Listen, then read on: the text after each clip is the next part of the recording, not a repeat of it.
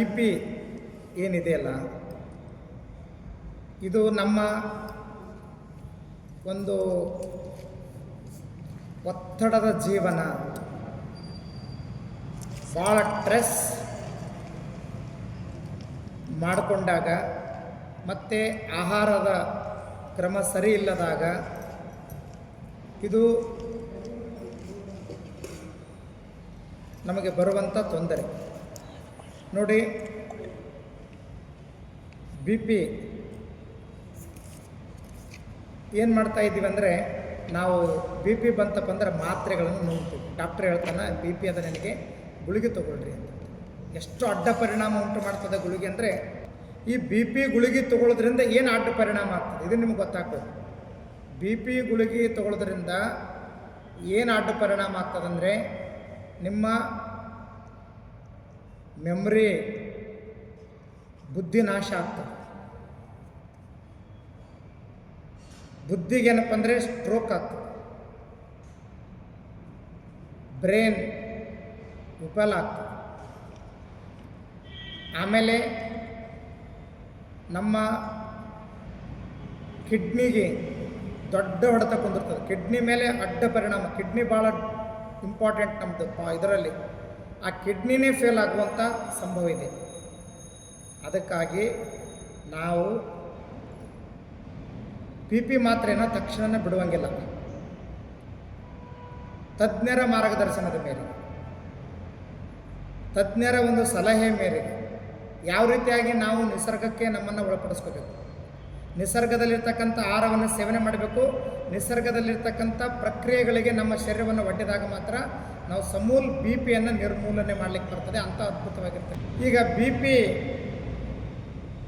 ಬರಲಾರ್ದಂಗೆ ಮತ್ತು ಬಂದ ಮೇಲೆ ನಾವು ಏನು ಮಾಡಬೇಕಂದ್ರೆ, ನಾನು ನಿಮಗೆ ಆಹಾರದ ಕ್ರಮಗಳನ್ನು ಹೇಳಿಕೊಡ್ತೀನಿ.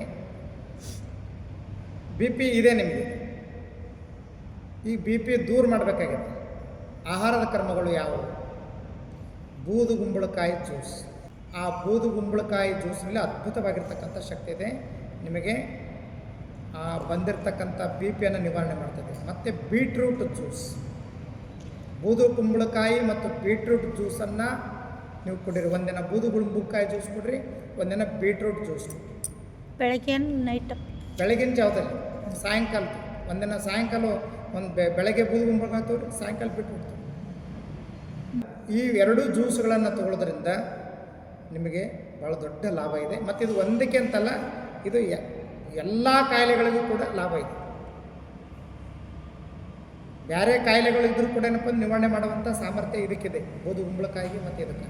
ಬಿ ಪಿಗಂತೂ ಏಳು ಮಾಡಿಸಿದಂಗೆ.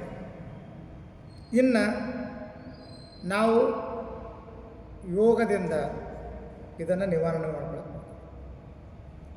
ಸಾಮಾನ್ಯವಾಗಿರ್ತಕ್ಕಂಥ ಶಿಥಿಲೀಕರಣ ಆಸನಗಳನ್ನು ಮಾಡಿದ್ದರಿಂದ ಮಹತ್ವಪೂರ್ಣವಾಗಿರ್ತಕ್ಕಂಥ ಪ್ರಾಣಾಯಾಮ, ಭಸ್ತ್ರಿಕಾ ಪ್ರಾಣಾಯಾಮ.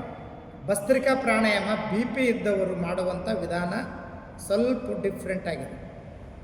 ಬಿ ಪಿ ಇದ್ದವರು ಭಸ್ತ್ರಿಕಾ ಪ್ರಾಣಾಯಾಮವನ್ನು ಡಿಫ್ರೆಂಟಾಗಿ ಮಾಡಬೇಕು. ಪ್ರಾಣಾಯಾಮವನ್ನು ಯಾವ ರೀತಿಯಾಗಿ ಮಾಡಬೇಕು ಅನ್ನೋದು ನಾನು ಪ್ರಾಕ್ಟಿಕಲಾಗಿ ಹೇಳಿಕೊಡ್ತೇನೆ. ಆಮೇಲೆ ಉಜ್ಜಾಯಿ ಪ್ರಾಣಾಯಾಮ, ಉಜ್ಜಾಯಿ ಪ್ರಾಣಾಯಾಮ ಇವು ಭಾರಿ ಮಹತ್ವಪೂರ್ಣವಾಗಿರ್ತಕ್ಕಂಥದ್ದು ಬಿ ಪಿ ನಿವಾರಣೆ ಮಾಡಲಿಕ್ಕೆ. ಇವುಗಳನ್ನು ಮಾಡೋದರಿಂದ ನಮ್ಮಲ್ಲಿರ್ತಕ್ಕಂಥ ಈ ಬಿ ಪಿಯನ್ನು ಬರಲಾರ್ದಂಗೆ ನೋಡ್ಕೋಬೋದು.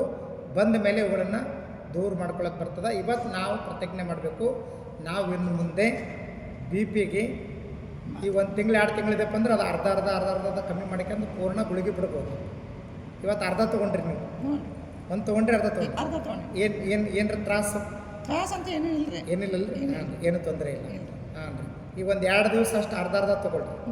ಆಮೇಲೆ ಏನಪ್ಪ ಅಂದರೆ ಪೂರ್ಣ ಪ್ರಮಾಣದಲ್ಲಿ ಬಿಟ್ಟು ನಾವೇನಪ್ಪ ಅಂದರೆ ನಾವು ಹೇಳಿರ್ತಕ್ಕಂಥದ್ದು ಏನು ಸಲಹೆ ಐತಲ್ಲ, ನಿಸರ್ಗದ ಆಹಾರ ಮತ್ತು ಈ ಒಂದು ಪ್ರಾಣಾಯಾಮ, ನೇಚರ್ ಕ್ಯೂರು, ಇವೆಲ್ಲವೂ ಕೂಡ ಏನಪ್ಪ ಅಂದರೆ ಬಿ ಪಿಯನ್ನು, ರಕ್ತದೊತ್ತಡವನ್ನು ಸಮಸ್ಥಿತಿಯೊಳಗೆ ತರ್ತದೆ.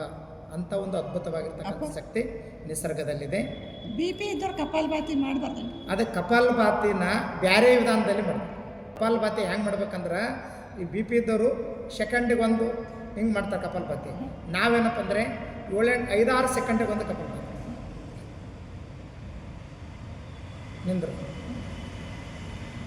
ಮತ್ತೆ ಉಸಿರು ತುಂಬಿಕೊಳ್ಳೋದು ಜಾಸ್ತಿ ತಗೊಳ್ಳೋದು. ಮತ್ತು ಬಿಟ್ಟು ಬಿಟ್ಟು ಬಿಟ್ಟು ಬಿಟ್ಟು ಮಾಡೋದು. ಭಸ್ತ್ರಿಕಾನು ಕೂಡ ಏನಪ್ಪ ಅಂದರೆ ನಾನೇನು ಮಾಡಿಸ್ತೀನಲ್ಲ ಅದು ನಿಮಗೆ ಕೆಟ್ಟದ್ದೇ ಆಗ್ತದೆ. ಈಗ ನಾನೇನು ಪ್ರೆಷಬಲ್ ಮಾಡ್ತೀನಲ್ಲ ಬಿ ಪಿ ಇದ್ದವ್ರಿಗೆ ಮಾತ್ರ, ಇನ್ನುಳಿದವ್ರಿಗೆ ಎಲ್ಲರಿಗೂ ಒಳ್ಳೇದಾಗ್ತದೆ. ಅದು ಅವ್ರಿಗೇನಪ್ಪ ಅಂದರೆ ಸ್ವಲ್ಪ ಇದಾಗ್ತದೆ. ಅದು ನಾವು ಏನು ಮಾಡಬೇಕು, ಈಗ ಬಿ ಪಿ ಇದೆ ಅಂದ್ರೆ ನಾವು ಕಪಾಲಭಾತಿಯನ್ನು ನಾವು ಕೈ ಮೇಲೆತ್ತಿ ಹಿಂಗೆ ಮಾಡ್ತೀವಿ, ಅದು ಮಾಡೋದು ಬೇಡ. ಅದ್ರ ಬದಲು ಏನು ಮಾಡಬೇಕು, ಸಂಪೂರ್ಣ ಉಸಿರನ್ನು ತೆಗೆದುಕೊಳ್ಳಿ, ಹೊಟ್ಟೆ ತುಂಬ ಉಸಿರು ತೆಗೆದುಕೊಳ್ಳೋದು.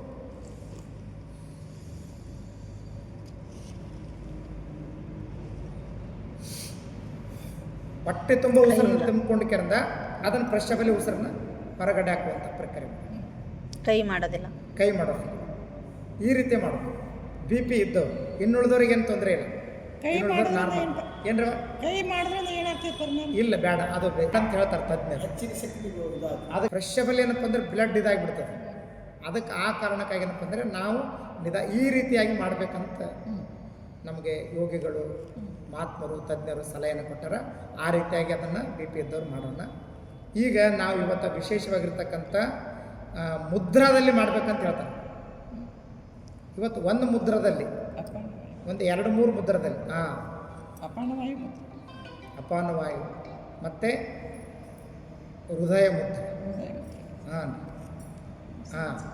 ಇವೆರಡು ಮುದ್ರದಲ್ಲಿ ಏನಪ್ಪ ಅಂದರೆ ಬಿ ಪಿಯನ್ನು ನಾವು ಮಾಡಬೇಕು. ಇದು ಈ ಒಂದು ಭಸ್ತ್ರಿಕಾ ಪ್ರಾಣಾಯಾಮವನ್ನು ಕಪಾಲಭಾತಿಯನ್ನು ಮಾಡಬೇಕು.